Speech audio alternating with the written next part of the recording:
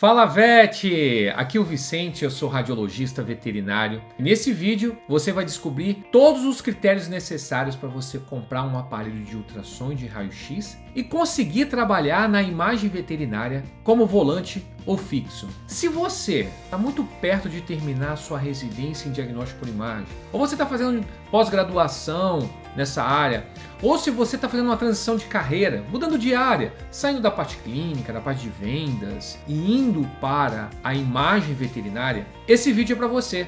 Eu vou te dar um checklist completo para você comprar o aparelho certo. E eu sei que a maioria dos profissionais, eles pensam que o aparelho ele precisa ser o melhor de todos e ele vai fazer muita diferença, porque ele vai impressionar os clientes, vai atrair mais clientes. Mas você sabia que o aparelho ele pode ser um grande problema? Vou contar uma história para você. Eu tenho um amigo, ele formou até na faculdade comigo, e ele foi para o interior do estado trabalhar com diagnóstico por imagem. E ele foi numa região onde não tinha ninguém que fazia exame naquela região. Então parecia uma grande oportunidade. Então ele foi lá, comprou um aparelho de ultrassom, o mais moderno da época. Comprou um aparelho portátil para conseguir fazer volante e aí ele se lançou no mercado. O que aconteceu? Ele não recebeu indicações de exames. E aí ele não estava conseguindo pagar o financiamento do equipamento, estava muito caro. E aí ele precisou vender o aparelho. Ué, mas Vicente, o mercado ali não tinha ninguém? Por que? Qual foi o problema? O problema é que, como não tinha ninguém que fazia exame naquela região, os clínicos eles estavam acostumados a se resolver sem exames de imagem. Então, quando eles recebiam um paciente com hematúria, com uma gastroenterite, com uma dor abdominal, com alguma alteração hepática no hemograma, eles já tinham o protocolo que eles usavam de tratamento, tomavam decisões, condutas, sem usar o exame de imagem. Então, quando ele chegou oferecendo o que tinha de melhor, mas não havia ainda a consciência dos clientes sobre a utilização do exame de imagem. Entende por que comprar o aparelho certo ele é muito importante? Agora, você não sabe por que eu quero te dar esse checklist. Porque eu tenho um propósito, que é elevar a valorização da imagem veterinária no Brasil. E eu estou desde 2019 compartilhando conteúdo aqui nos canais do Improvet, aqui no YouTube. Eu tenho um perfil no Instagram, eu tenho um canal no Telegram e tudo com o objetivo de trazer conhecimento para todos os veterinários que trabalham nessa área. Então, eu quero te pedir para você pegar agora papel e caneta e você anotar 9 critérios para você definir antes de comprar o seu equipamento. Eu vou pontuar para você um a um e trazer algumas explicações. No checklist, ponto 1. Invista mais no conhecimento do que na tecnologia. Antes de comprar o aparelho, você precisa se preparar tecnicamente, você precisa se sentir seguro para fazer um exame de imagem. Se você estiver fazendo um ultrassom e estiver procurando um testículo ectópico, ou às vezes num felino, você tem que se sentir seguro para você saber quais são as regiões específicas principais que você vai avaliar, porque parece uma coisa tão simples, né? Mas quando você tem um conhecimento técnico, você se sente mais seguro. E aí, se você tem um equipamento bom, você o utiliza. Se você tem um equipamento mediano, você vai se dar bem do mesmo jeito. Faça um planejamento da sua carreira para você construir o seu conhecimento técnico. Ponto 2 do checklist. Analise o mercado antes de você fazer um alto investimento. Então você precisa ver qual que é a região que você vai atuar. Você vai atender um grande centro, um local com uma população com mais de 1 milhão de habitantes, ou é uma região pequena, 30 mil, 40 mil habitantes? Quantas clínicas veterinárias tem? Quantos hospitais? Quantos concorrentes existem? Já existe a cultura da utilização do exame de imagem nessa região ou ainda não? Isso é fundamental, porque você vai comprar um equipamento baseado no que aquela região utiliza. Então imagine que você vai entrar numa região com alta concorrência e a maioria dos concorrentes já usam equipamentos, vamos botar assim, os equipamentos, os melhores. Então provavelmente para você ter competitividade você vai ter que entrar com um equipamento semelhante. Agora, se você está numa região que tem baixa concorrência, você vai construir ainda a consciência da importância de um exame de imagem nos clínicos, você pode comprar um equipamento mediano aí, um custo-benefício de 50 a 70 mil reais. Ponto 3 do checklist: definir o público-alvo que você vai fazer o exame. Então, você vai atender uma região que tem muita residência, muito cães de grande porte, muito dálmata, golden, doberman, rottweiler, labrador, pastor alemão. Por que isso é importante? Por quê? Porque você vai definir qual o equipamento que você vai... O que você vai colocar dentro desse equipamento. Então, tem muito cão grande, se você vai comprar um ultrassom, você precisa ter um transdutor com frequências mais baixas, né? Você tem que comprar um convexo. Se você vai comprar um raio-x, você tem que comprar um emissor que tem uma potência maior. Agora não, a maior parte do público é de pequenos animais, às vezes atende alguns grandes. A maioria, 90% é pequenos. Então você precisa o quê? De sondas no ultrassom de maior frequência para ver estruturas mais superficiais.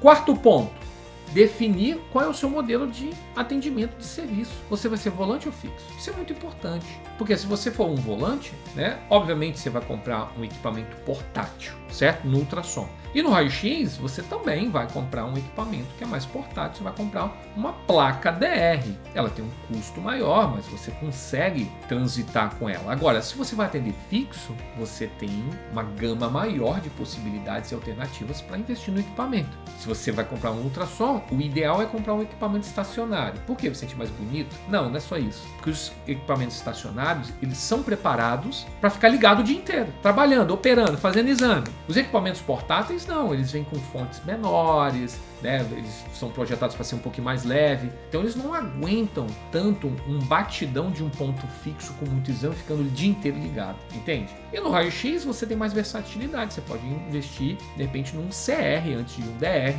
porque se caso seja um serviço iniciante, vai ainda se permear no mercado, tá? Esse é o quarto ponto. Vamos para o quinto ponto do checklist: determinar quais ferramentas você vai exigir na compra desse equipamento. Então, por exemplo, se você vai comprar um ultrassom, esse aparelho tem que ter Doppler. Ele precisa ter Doppler. Às vezes o vendedor vai tentar te empurrar um equipamento que não tem um Doppler, mas se você imagina você fazendo um exame, você vê uma estrutura tubular no quadrante abdominal esquerdo e você não sabe se aquilo é um vaso ou um ureter. Qual ferramenta você vai utilizar para você diferenciar isso? Você vai usar o Doppler. Ou seja, o Doppler ele vai aumentar a sua precisão diagnóstica.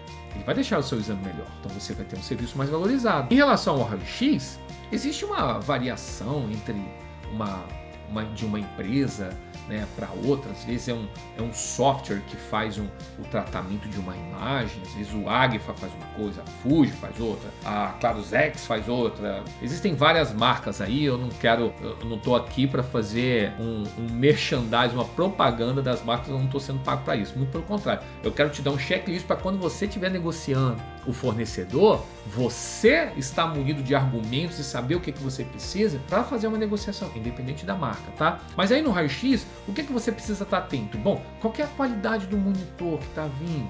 O que tem a placa que você está comprando? Ela é uma placa cabo que está sem cabo, você vai conseguir usar ela wireless ou não, tá bom?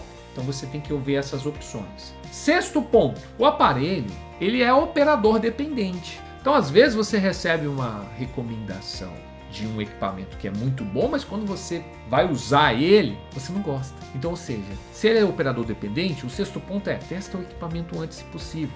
Eu comprei um equipamento de ultrassom, um Toshiba. Recebi vários feedbacks positivos, tanto de veterinários quanto da linha humana, do equipamento. Quando eu fui num estacionário, quando eu fui comprei o equipamento e eu fui operar, eu não gostei da textura daquela imagem. Não gostei. Eu não gostei, mas o meu sócio gostou, mas então era uma coisa minha. Então agora, imagina você vai investir alto no equipamento, testa ele antes, se possível. Sétimo ponto, leve em consideração a forma de pagamento. Eu vou falar para você como que eu faço a compra dos equipamentos, como que eu pago eles, e eu faço da seguinte forma. Eu sempre dou uma entrada, a entrada eu dou uma entrada mínima e o resto eu parcelo. Eu divido.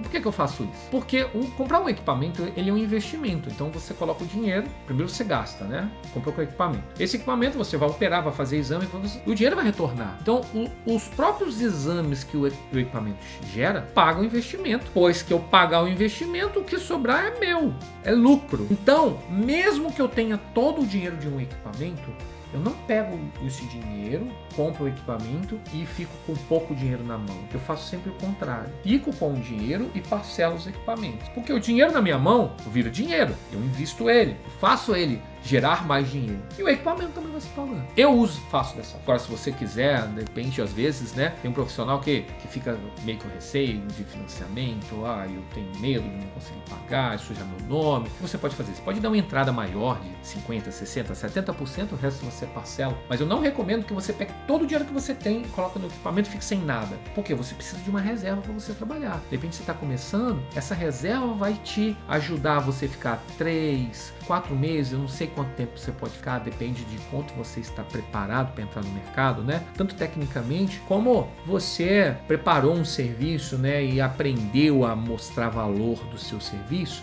né, onde você aprende, faz um marketing, uma boa gestão do seu serviço, não sei quanto tempo, mas essa reserva pode te ajudar aí a ficar 3, 4 meses enquanto você vai crescendo. 8º ponto, leva sempre em consideração o pós-venda.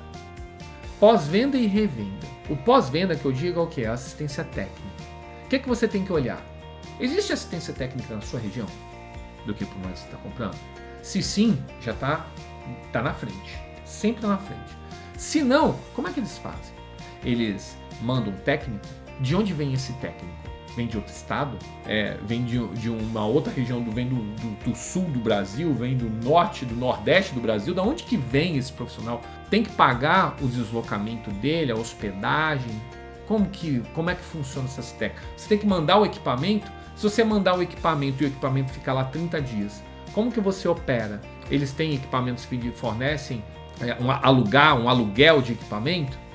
Tudo isso que você tem que levar em consideração. E outra coisa, né?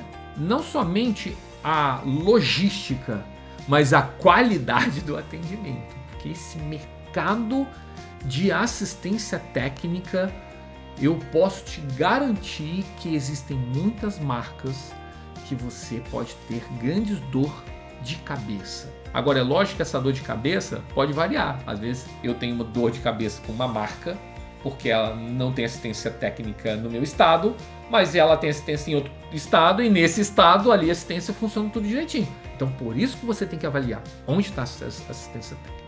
E o 9º item, os itens necessários para esse equipamento. Vai comprar um ultrassom? É no mínimo 2 transdutores. É um linear e um microconvexo. Lembra do checklist do ponto de você analisar qual vai ser a demanda da região, porte dos animais? Se tiver muito cão de grande porte, tem que ter um convexo aqui, mas é no mínimo 2. Se você vai comprar um raio-x, um BR ou um CR, a gente já falou isso, olha a qualidade do monitor, isso é muito importante. Ainda dentro dessa qualidade, veja se os equipamentos têm DICOM Send. O que é DICOM Send? Então, os equipamentos a gente consegue extrair as imagens em DICOM e colocar num sistema PACS. Isso é importante por quê? Porque nós precisamos fazer a interpretação das imagens num formato de maior qualidade. Então a gente não pode extrair ela em JPEG e colocar num monitor e fazer um estudo radiográfico ou fazer mensurações no ultrassom por uma imagem em JPEG. Ela precisa ser em DICOM. E o equipamento ele tem esse DICOM Send. Presta atenção nisso, isso aqui é uma sacada. Eles costumam cobrar um valor adicional, principalmente no exame de ultrassom. Então se você está comprando um equipamento, você pode negociar isso. Falar, olha, eu compro o equipamento, mas eu quero a liberação do DICOM Send. Porque geralmente eles fazem uma liberação de 3 meses, 6 meses, depois a licença expira, aí você tem que comprar essa licença. É um mecanismo que eles têm de fazer recorrência e ganhar mais dinheiro na venda do equipamento. Então, agora você está atento em relação a isso. Agora você tem 9 itens para fazer um checklist antes de você comprar o seu equipamento de ultrassom raio-x. E aí, curtiu esse vídeo? Então se inscreve aqui no canal do Improvet para você receber mais conteúdos para valorizar o seu serviço de imagem. Até o próximo vídeo.